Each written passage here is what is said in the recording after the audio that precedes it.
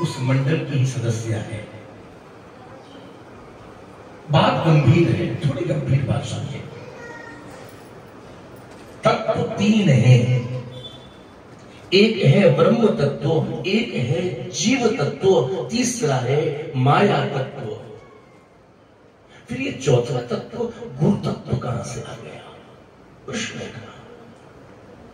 जब तत्व नाम की कोई चीज है तो तीन है, कौन कौन?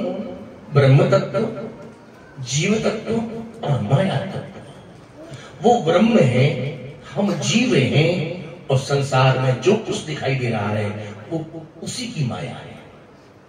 तो तत्व केवल और केवल तीन है, फिर ये चौथा तत्व गुरु तत्व कहां से आ गया? तो सीधी सी बात है, इन तीनों तत्वों को जनाने वाले, चाहे वो ब्रह्म तत्व हो, चाहे माया तत्व हो, चाहे जीव तत्व हो, इन तीनों को जनाने वाले, बताने वाले वो कौन है? वही है सदगुरु। इसलिए इन तीनों से बढ़कर के कोई तत्व है तो उसका नाम है गुरु तत्व। गुरु तत्व।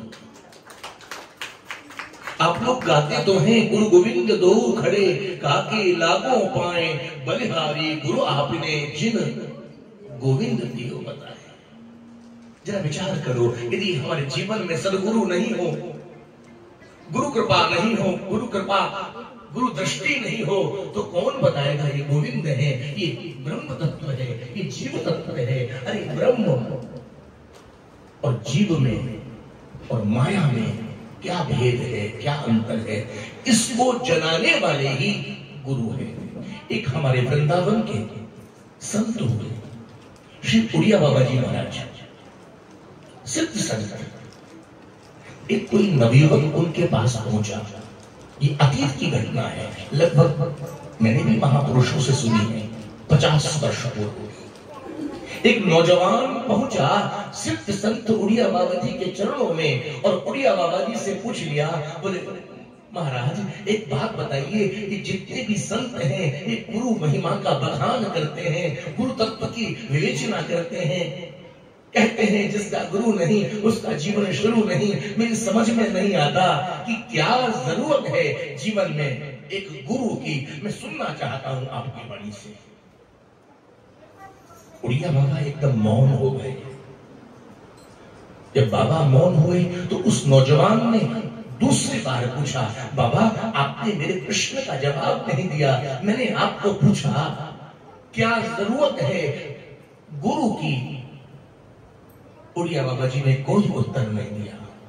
तीसरी बार खींच करके वो नौजवान, नवयुवक है ना, पूछ बैठा, बाबा मैंने आपसे 2 बार पूछा गुरु की आवश्यकता क्या, गुरु की जरूरत क्या है, क्या जरूरी है गुरु बनाना, लेकिन आपने मेरे प्रश्न का उत्तर नहीं दिया। जब तीसरी बार पूछा तो सिद्ध संत श्री उड़िया बाबा जी महाराज ने उस नवयुवक को बड़ा प्यारा जवाब दिया, बोले बेटे एक बात बताओ, तुम मुझसे बात क्यों पूछ रहे हो? तो नौजवान ने कहा, बाबा जानने के लिए पूछ रहा हूं, बस यही है तेरे प्रश्न का उत्तर, यही जनाने के लिए गुरु की आवश्यकता है। तू जानने के लिए जो पूछ रहा है यही तेरा ही प्रश्न और तेरे ही प्रश्न में तेरा उत्तर है, यही जनाने के लिए गुरु की आवश्यकता है। वो है गुरु तत्व। यदि गुरु नहीं जीवन में तो गोविंद का दर्शन कौन, गोविंद की अनुभूति कौन, गोविंद को जनाने वाले कौन? इसलिए हमारी भारतीय मनीषा में, वैदिक सनातन संस्कृति में गोविंद से भी पहले, भगवान से भी पहले गुरु का वंदन है, गुरुदेव की अर्चना है। आप जब पूजा करने जाते हैं और पंडित जी जब पूजा कराते हैं तो सबसे पहले पूजा के आरंभ में विद्वान पंडित जी आपको कहते हैं, हाथ में अक्षत लो, पुष्प लो और अपने गुरुदेव को स्मरण करो, उनका ध्यान लगाओ, ध्यान करो। जब तक गुरु वंदना नहीं तब तक भगवत वंदना अर्चना संभव नहीं है। वो गुरु जिनका हम दर्शन करते हैं अपनी आंखों से, वो मानवीय स्वरूप में, और ध्यान देना वो बिल्कुल मानवीय यानी मनुष्य जैसे ही हमको दिखाई देते हैं। कई बार आप सोचते हैं, कई बार ऐसे भी लोग हैं, बोले हम में और इनमें अंतर क्या है? बोले आंखें हमारे पास भी हैं, आंखें इनके पास भी हैं, हमारे पास भी नाक कान ये सब जो हमारे पास है वही तो इनके पास है, फिर इनमें ऐसी क्या विशेषता है? यही मैं आपको बताना चाहता हूं। गुरु कौन है? जो गद्दी पर आसीन है, जिनका हम दर्शन करते हैं, जिनका हम पूजन और अर्चन करते हैं, वो कौन है? बोले अचतुर वदनो ब्रह्मा। वो दिखाई दे रहे हैं आंखों से एक मुख में, लेकिन एक मुख में भले ही दिखाई दे, लेकिन एक मुख में होते हुए भी वो कौन है? बोले चतुरानंद ब्रह्मा है। ब्रह्मा जी के कितने मुंह हैं? 4। भले ही वो आंखों से दिखाई दे रहे हैं एक मुख में, लेकिन एक मुख में भी वो कौन है? चतुरानंद ब्रह्मा है। अचतुर वदनो ब्रह्मा। दूसरी बात, द्विबाहु रपरो हरि। जिनका हम दर्शन कर रहे हैं, जिन गुरुदेव का भले ही वो 2 भुजाओं में 2 हाथों में दिखाई दे रहे हैं, लेकिन वो 2 भुजाओं में नहीं, वो कौन है? द्विबाहु रपरो हरि। वो साक्षात जो चतुर्भुज हरि हैं, भगवान विष्णु नारायण हैं, वही नारायण ही 2 भुजाओं के रूप में, गुरुदेव के रूप में हमें परिलक्षित हो रहे हैं। अचतुर्वदनो ब्रह्मा द्विबाहु रपरो हरि अभार लोचन शंभु।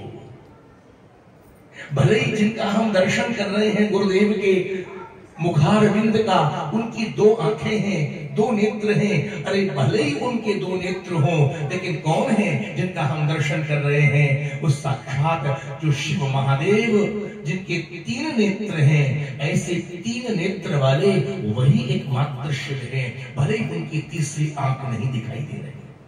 और बात बिल्कुल सच है। एक गुरु के पास, दुनिया के पास केवल 2 आंखें होती हैं। यही है गुरु तत्व। हम जितने भी बैठे हैं दुनिया के लोग, संसारी लोग, हम सबके पास केवल 2 आंखें हैं, लेकिन गुरु के पास 2 नहीं है, 3 है। अरे हमारी स्थिति क्या है? बोले हम इन 2 आंखों से किसी को अनुकूल देखते हैं और किसी को प्रतिकूल देखते हैं। बात गंभीर है। दाईं आंख से हम अपने संसार को अनुकूल देखते हैं और बाईं आंख मतलब जब आंखें घुमाते हैं तो किसी को प्रतिकूल देखते हैं। मतलब दुनिया के लोग जब किसी को देखते हैं तो या तो किसी को अनुकूलता में या किसी को प्रतिकूलता में, किसी को राग में, किसी को द्वेष में देखते हैं। लेकिन सदगुरु की वो तीसरी भी आंख है, न वहां राग है, न वहां द्वेष है, न वहां कोई छोटा है, न वहां कोई बड़ा है, क्योंकि उनके पास एक तीसरा नेत्र और है, तीसरी दृष्टि और है। इसलिए मुझे याद आया, बात गंभीर है। सुग्रीव ने हनुमान जी को कहा, हनुमान ये 2 आ रहे हैं पुरुष। ऋषिमुख पर्वत पर सुग्रीव बैठा है, बंदरों के साथ हनुमान जी को बुलाया। हनुमान जी महाराज ये 2 पुरुष नीचे खड़े हैं, आ रहे हैं इसी पर्वत की ओर, जरा तुम जाओ और पता लगा कर आओ, कहीं ये मेरे भाई बाली के द्वारा भेजे गए तो नहीं। यदि बाली के द्वारा भेजे गए हैं तो मुझे दूर से इशारा कर देना, मैं तुरंत पर्वत को छोड़कर भाग जाऊंगा। भागने में बड़ा निपुण है सुग्रीव। हनुमान जी ने सुग्रीव को पूछ लिया, महाराज एक बात पूछूं, यहाँ इतने बंदर बैठे हैं, यहाँ इतने बंदर बैठे हैं बानर, आप किसी और को भेज दीजिए, मेरे को ही क्यों भेजना चाहते हो?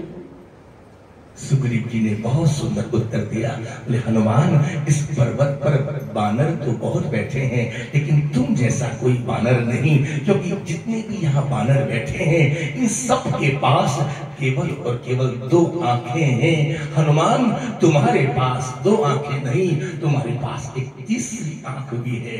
क्यों? तुम कौन हो? स्वयं शिव महादेव ही तो हनुमान जी के रूप में आए हैं।